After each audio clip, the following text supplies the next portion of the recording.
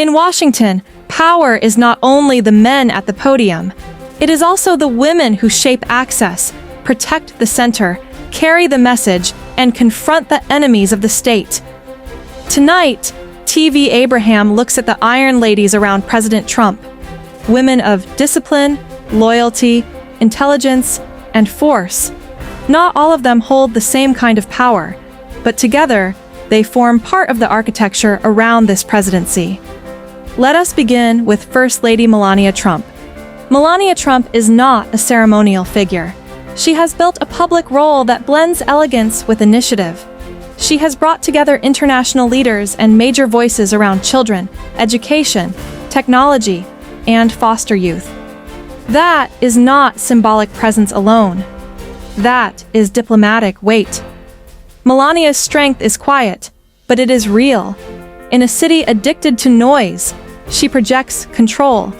In a political culture built on constant reaction, she chooses timing, image, and restraint. She does not need to speak every day to leave an impression. Her influence comes from composure, stature, and the authority of someone who understands that presence itself can be power. Then comes Ivanka Trump. Ivanka Trump does not hold an official role in the second Trump administration, but influence in a presidency is not always defined by title. It is often defined by trust. And Ivanka remains one of the most trusted figures in President Trump's family circle. She brings more than family proximity. She carries political memory, international credibility, and a record of serious engagement on issues that gave her stature far beyond symbolism. Discreet, polished, and respected, Ivanka remains an important figure in the trusted orbit around the president. And through her marriage to Jared Kushner, the architects of the Abraham Accords and beyond, she is also connected to one of the most important diplomatic achievements of the Trump era. She may be outside government, but she is not outside influence. Then we come to Susie Wiles, the gatekeeper to the Oval Office. Susie Wiles is not there for glamour. She is there for discipline. She is the woman who protects the president's time, filters access, and makes sure that chaos does not overtake the center of power. Her job is to control the flow, to stop distraction, to prevent confusion, and to shield the presidency from unnecessary risk. In plain American terms, she is the gatekeeper. More than that, she is the shield. Strong presidencies do not survive on instinct alone. They need structure. They need discipline.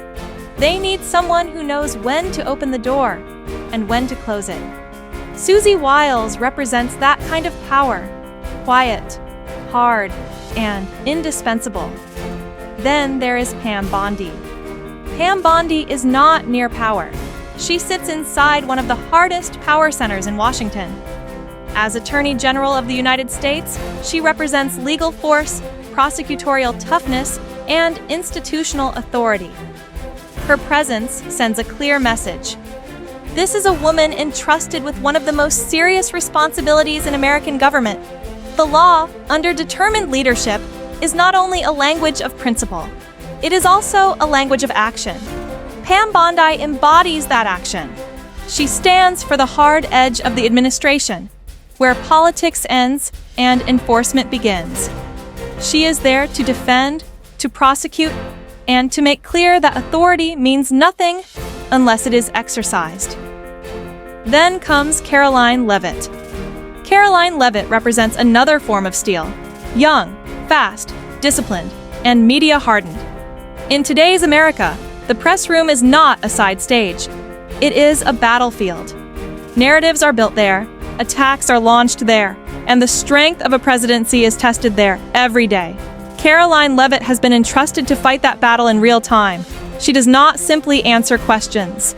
She carries the president's line under pressure, under scrutiny, and under constant political fire. That requires more than loyalty. It requires nerve. It requires speed. It requires the confidence to stand in front of a national audience and defend power sentence by sentence. That is what she does. And finally, Nancy Dadu. Nancy Dadu is not a household name, and that is precisely what makes her role so important. Some of the most serious women in government are the ones the public barely sees. She works in the world of counterterrorism and national security. The world where policy meets danger, where violent ideology, extremist networks, and the defense of the United States collide. This is not symbolic work. This is not political theater. This is the hard ground of vigilance, intelligence, and pressure. Nancy Dadu stands for a form of patriotism that does not seek applause. She works where the cameras end and where the stakes become real. She is the woman whose mission is to keep terrorists, radicals, and the enemies of America off balance. So, what do these women tell us about the world around President Trump? They tell us that power is not only masculine. They tell us that loyalty has many forms. They tell us that a presidency is sustained not only by public figures, but by disciplined women who carry influence in diplomacy, family trust, internal control, law, messaging, and national security. Melania Trump brings grace with strategic presence. Ivanka Trump brings trust and political memory. Susie Wiles protects the door. Pam Bondi brings legal force. Caroline Leavitt commands the battle of narrative. Nancy Dadu works where the cameras end and the hard fight begins. These are not women standing next to power. These are women helping define it. And around President Trump, steel often wears a woman's face.